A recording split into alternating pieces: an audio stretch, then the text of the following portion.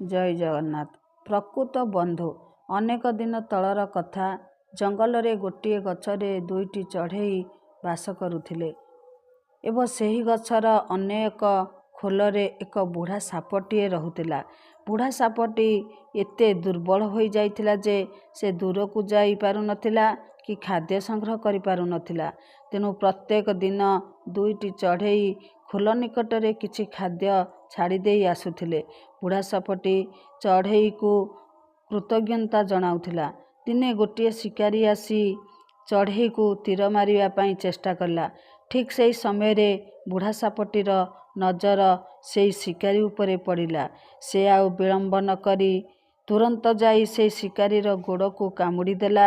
ସେହି ଶିକାରୀର ଲକ୍ଷ୍ୟଚ୍ୟୁତ ହୋଇଗଲା। ତୀରଟି ଅନ୍ୟ ଏକ ଡାଳରେ ବାଜି ଭାଙ୍ଗିଗଲା।